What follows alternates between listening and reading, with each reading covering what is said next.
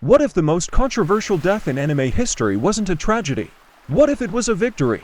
What if Satoru Gojo, the strongest, the most arrogant, the most hated man in the Jujutsu world, walked into that fight with Sukuna already knowing exactly how it would end, already knowing he would die, and chose it anyway, because it was the only move that saved everyone? Today I'm going to prove to you that Gojo Satoru was right about everything. His philosophy, his methods, his death, his so-called failure. All of it was correct. And the Jujutsu world, Jeej, and every single person who celebrated his death missed the point entirely. Let's go. First we need to establish what Gojo actually believed because most people reduce it to arrogance. They see a man who said he was the strongest and assume the story is about humbling him. They see the death and think, see, he was wrong, nobody is invincible, pride comes before the fall, lesson learned. That reading is surface level to the point of being wrong.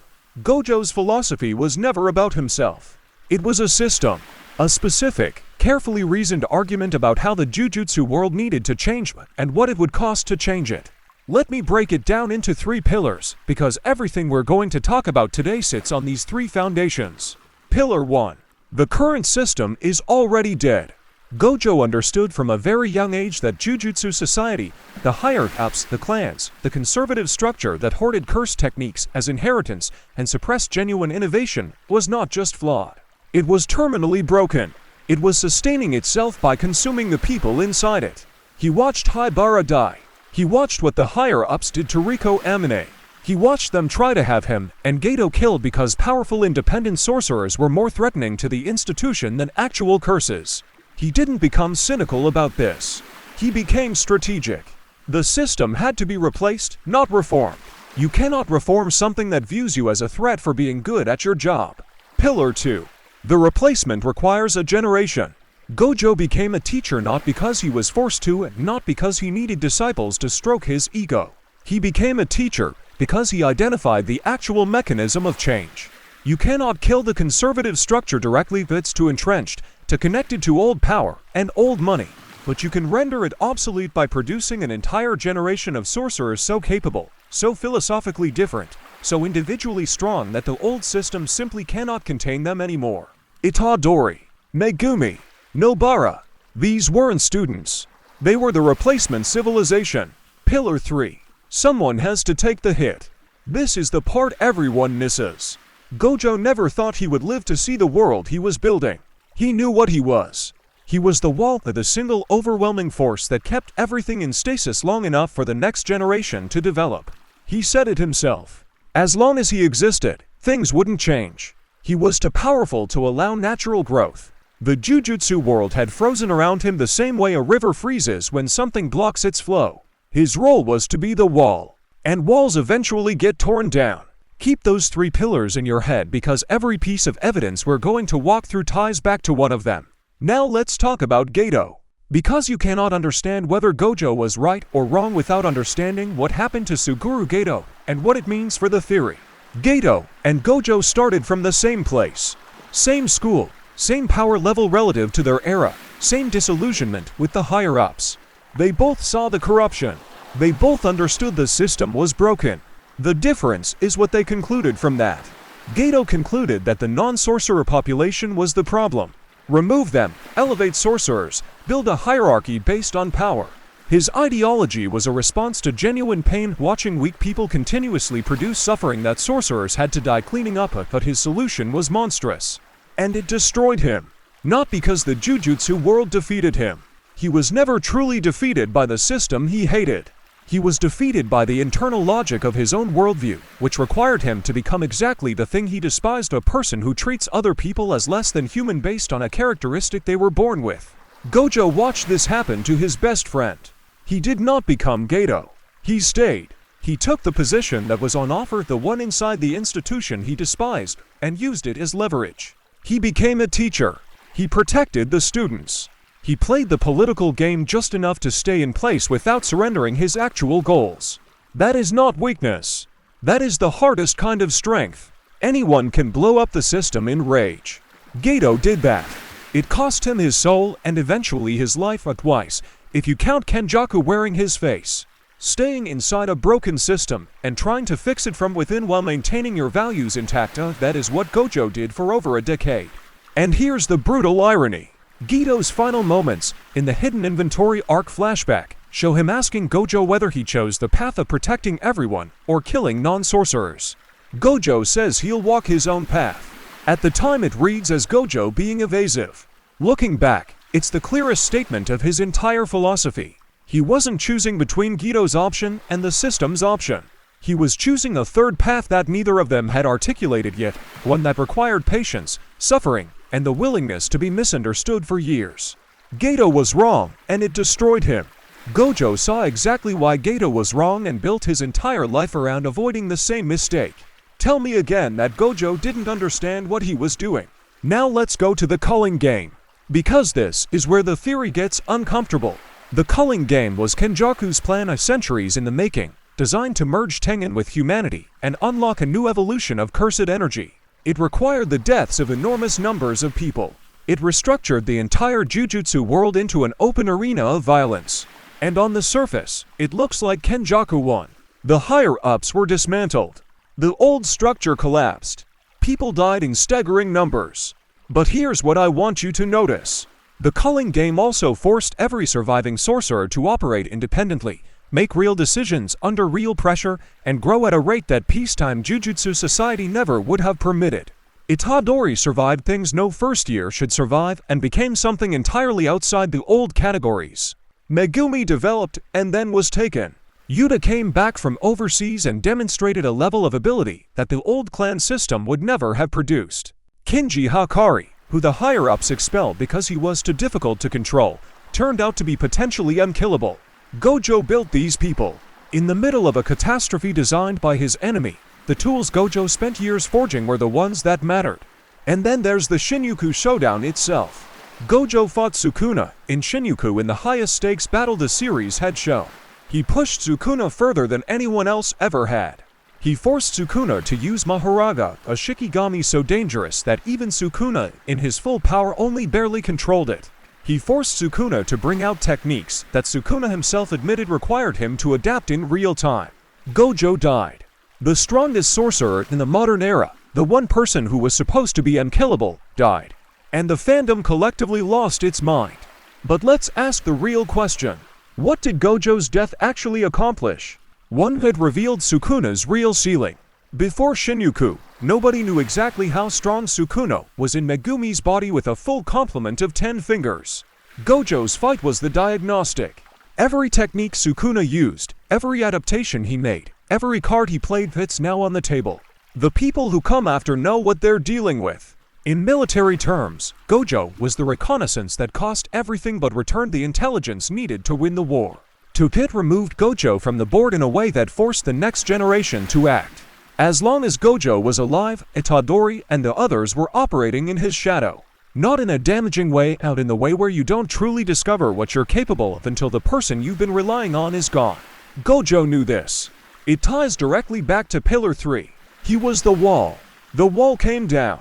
The river flows again. 3. And this is the one people never talk about. Gojo's death delegitimized Sukuna in the eyes of every remaining sorcerer. Before Shinjuku, Sukuna was a catastrophe wearing a hostage's face. After Shinjuku, Sukuna was a killer who murdered the person everyone had been told was untouchable. That is a different psychological reality. It transforms Sukuna from a natural disaster into an enemy. You cannot mobilize people against a natural disaster. You can mobilize them against an enemy. Gojo's death gave the surviving sorcerers something they never had before. A reason that was personal. Now I want to talk about something even deeper, which is the question of whether Gojo chose to die. I'm not saying he threw the fight. I'm saying something more precise. Gojo went into that fight knowing the probability distribution of outcomes and accepted all of them, concluding the one where he died on, because the fight needed to happen regardless of the outcome. Think about what it would have meant if Gojo refused to fight. If he stalled. If he played the long game and waited for better conditions. Sukuna, in Megumi's body, with full access to Megumi's techniques, was already causing casualties. Every day without the confrontation was more deaths. More culling game victims. More people caught in the machinery of Kenjaku's plan. Waiting was not a neutral option. Waiting was a choice with a body count. Gojo fought when he fought because delaying was worse. That's not arrogance. That's triage. That's the same calculation that emergency responders make when they decide to enter a burning building before backup arrives. The expected cost of waiting exceeds the expected cost of acting, even if acting means you don't make it out. And here's the thing about Gojo's mental state going in. He was the most composed we ever saw him in that fight. He wasn't performing for the crowd the way he sometimes did with students. He wasn't posturing for the higher-ups the way he sometimes did in political situations. He was quiet in a way that, if you've watched the series carefully, is the only version of Gojo that appears when the stakes are completely real, and he has made his peace with what's in front of him. He joked. He smiled. He pushed harder than he'd ever push. That's not the behavior of someone who thinks they're invincible. That's the behavior of someone who knows exactly what they're doing and has decided it's worth it.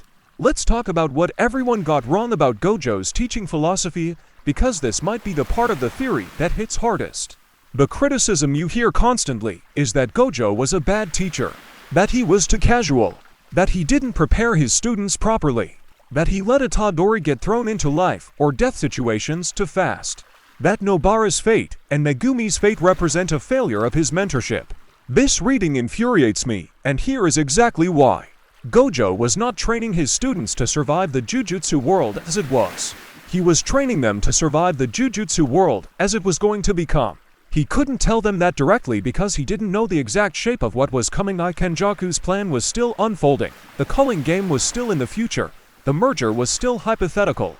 But he knew that anything gentle enough to fit inside the old system's training framework was not going to be enough for what was coming.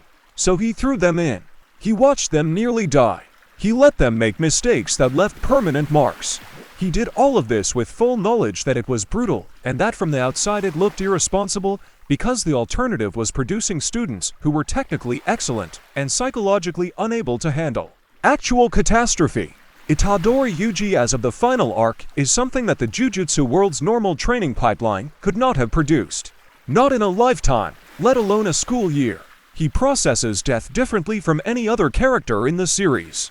He makes moral decisions under pressure that would destroy a normal person.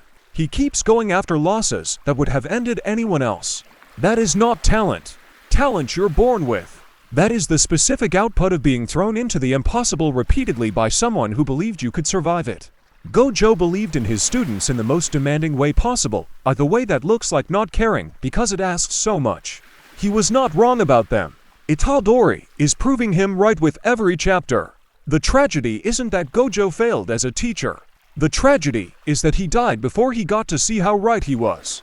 And now the final argument, the one that ties everything together. Gojo said, explicitly, that he wanted to change the Jujutsu world. He said the current system was rotten. He said the higher-ups needed to be replaced. He said a new generation would make it happen. He said someone had to be the wall that held long enough for that generation to develop. Look at the current state of the Jujutsu world in the manga. The higher-ups are gone. Yaga is dead and murdered by the system he served, but his death exposed the institutions raw to everyone. The conservative clan structure has been functionally dismantled by the culling gang. The power brokers who ran Jujutsu society in the shadows for decades are no longer relevant. Nobody is taking orders from the old hierarchy anymore. The new sorcerers Itadori, Yuta, Hakari, the culling game survivors operate outside the old framework entirely because the old framework no longer exists. Gojo wanted to abolish the Jujutsu world as it was. The Jujutsu world as it was is gone. It collapsed under its own weight and under the pressure of exactly the catastrophe Gojo had been preparing for. He wanted a generation capable of facing anything. That generation exists. It's bloodied and traumatized and missing people it loved, but it exists, and it's standing. He wanted to be the wall. He was the wall. The wall held long enough. It fell. And the river is flowing. Every single thing Satoru Gojo said he wanted to do, he did.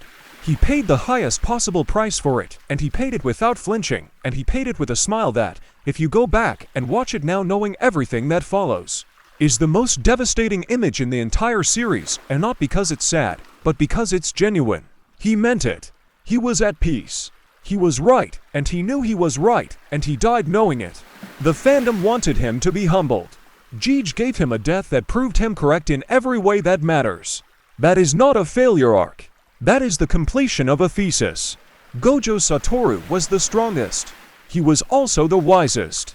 He was also, in the end, the most selfless character in Jujutsu Kaisen, not despite his arrogance but through it. Because his confidence in his own vision never wavered long enough for doubt to make him abandon the people who needed him to stay the course. He was right about everything. And the proof is that the world he died for is still fighting. Subscribe right now and join our Telegram community. Get the latest anime news, new theories, leaks, and the hottest discussions before anyone else. Link in the description.